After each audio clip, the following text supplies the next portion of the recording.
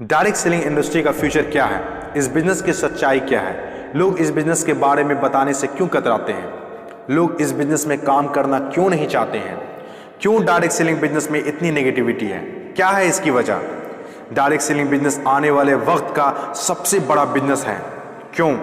अगर आज आप दूसरी कंट्रीज को देखें, जो कंट्रीज आज डेवलप्ड है, उन सभी कंट्रीज के अंदर डायरेक्ट सेलिंग बिजनेस का बहुत ज़्यादा प्रायोरिटीज दी जाती है, क्योंकि डायरेक्ट सेलिंग बिजनेस लोगों का बिजनेस है और जब तक दुनिया में लोग रहेंगे तब तक ये बिजनेस चलता रहेगा, क्योंकि ये बिजनेस लोगों पर डिपेंडेड है। जब तक लोग खाते रहेंगे, नहाते रहेंगे, कपड़ा पहनते रहेंगे, तब तक ये बिजनेस आपका चलता रहेगा।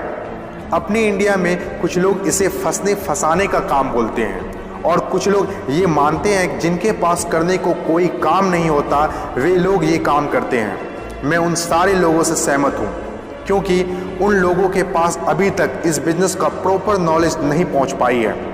ये हम लोगों की जिम्मेदारी है कि इतनी पावरफुल और ब्यूटीफुल इंडस्ट्री के बारे में लोगों को समझाएं।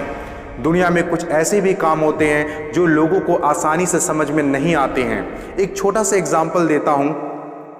हम लोग दिन भर फेसबुक, व्हाट्सएप और यूट्यूब कितना यूज़ करते हैं और इसके लिए आपसे एक भी पैसा नहीं लिया जाता है। तो जरा सोचिए उनकी कमाई कैसे होती होगी, जबकि फेसबुक दुनिया के टॉप 10 बिजनेस में आता है कमाई के मामले में। कुछ लोग सोचते हैं अगर फेसबुक जब हमसे पैसा नहीं लेता है तो कमाता कैसे होगा। कुछ लोग सोचते हैं पता नहीं कमाता भी होगा कि नहीं। कुछ लोग कहते हैं जो डाटा हम लोग यूज़ करते हैं उससे कमाता है। डाटा का पैसा सिम वाले को जाता है, जिसका सिम हम लोग यूज़ करते हैं, चाहे वो एयरटेल हो या जियो हो। ना तो जानते हैं और ना ही जानना चाहते हैं कि कमाई आखिर कैसे होती है। दोस्तों, सबसे पहले आपके लिए ये जानना जरूरी है कि कोई भी इंडस्ट्री कैसे चलती है और कैसे बनती है। किसी भी नई इंडस्ट्री को चलने के लिए 4 फेज से गुजरना होता है। पहला जो फेज होता है वो होता है नेगेटिव फेज, और आज direct selling industry negative phase में है। ये फेज हर नई इंडस्ट्री को झेलना ही पड़ता है। जब भी मार्केट में नया बिजनेस आता है तो लोग पहले उसे ठीक से समझ नहीं पाते हैं और अनदेखा कर देते हैं, जैसे बैंकिंग सेक्टर के साथ हुआ, इंश्योरेंस सेक्टर के साथ हुआ, टेलीकॉम इंडस्ट्री के साथ हुआ। पहले ना तो लोग बैंक में पैसा जमा करते थे और ना ही इंश्योरेंस लेते थे, क्योंकि इंडस्ट्री नई थी, लोग डरते थे, किसी पर भरोसा नहीं था। लेकिन आज देखिए, यही इंडस्ट्री है जिसके बिना किसी राज्यों की कल्पना करना असंभव है। जब नई नई प्लास्टिक इंडस्ट्री स्टार्ट हुआ तो 95% लोगों ने इनकार कर दिया, ये कहकर कि यह पॉसिबल नहीं है। लेकिन उस वक्त भी 5% लोगों को विश्वास था और आज वही 5% लोग दुनिया में आगे हैं। आज हर चीज़ प्लास्टिक का है, जग हो या बाल्टी, कुर्सी हो या टेबल, खिलौना हो या फ्रेम, यहाँ तक कि डोर भी अब प्लास्टिक के हैं, जो आज से 20 साल पहले किसी ने सोचा भी नहीं था। आज direct selling business negative phase में है, इसीलिए इतनी सारी नेगेटिविटी है। और जब ये पॉजिटिव फेज की तरफ बढ़ता जा रहा है, नेगेटिव फेज में होने के बावजूद भी इस इंडस्ट्री ने कई लोगों की जिंदगियां बदल दी। दूसरा जो किसी भी इंडस्ट्री को फेस करना होता है वो दूसरा फेज होता है पॉजिटिव फेज।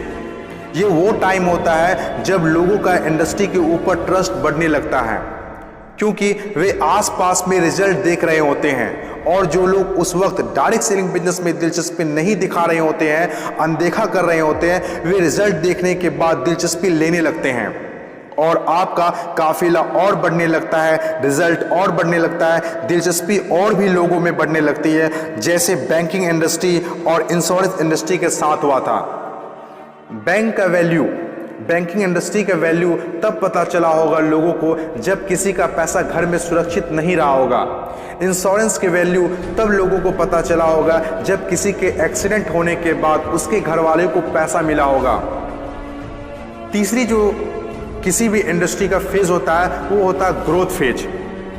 जब एक बार लोगों को इंडस्ट्री पर भरोसा होने लगता है तो उनकी ग्रोथ बहुत तेजी से होने लगती है, क्योंकि ऐसे फेज में लोगों को ज़्यादा समझाने की ज़रूरत नहीं होती है।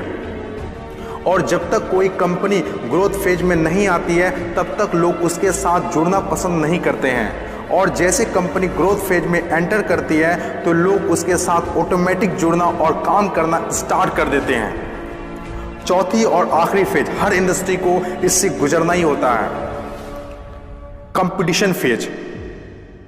हर एक इंडस्ट्री के अंदर एक वक्त ऐसा आता है जब कंपटीशन बढ़ने लगता है। इंडस्ट्री और कंपनीज की ग्रोथ को देखकर ज़्यादातर लोग कंपनी के साथ जुड़ना और काम करना शुरू कर देते हैं। ज़्यादातर लोग ज़्यादा प्रॉफिट के चक्कर में कंपटीशन होने लगता है, फिर चाहे कोई सेक्टर हो, बैंकिंग सेक्टर हो, टेलीकॉम सेक्टर हो या ऑनलाइन शॉपिंग हो। आज के टाइम पर हर सेक्टर में हाई लेवल कंपटीशन है। ये टाइम हम सब के लिए बेस्ट टाइम है इस इंडस्ट्री को जानने के लिए, समझने के लिए और इसे करने के लिए।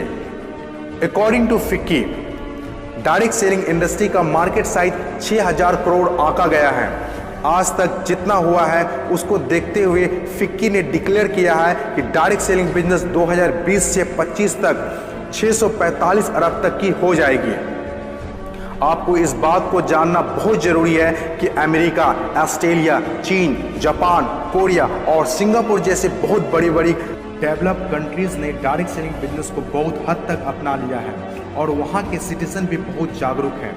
बदलाव के बिना तरक्की नहीं की जा सकती है और जो लोग अपने सोचने का तरीका नहीं बदल पाते हैं वे लोग अपनी ज़िंदगी में कुछ भी नहीं बदल पाते हैं। नोकिया, कोडेक जैसी बड़ी बड़ी कंपनियां चलाने वाले लोग भी अपने सोचने का तरीका नहीं बदल पाए, इसीलिए अपनी शानदार शुरुआत के बाद भी वो वक्त के साथ इतिहास के हिस्सा बन गए। इन तमाम बातों से मैं एक बात बताना चाहता हूँ, बदलाव ही प्रकृति का नियम है।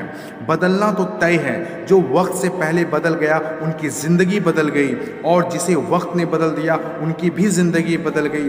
फ़र्क साफ है, अगर वक्त के साथ बदल गए तो ठीक, वरना वक्त ने बदला तो बहुत तकलीफ होगी।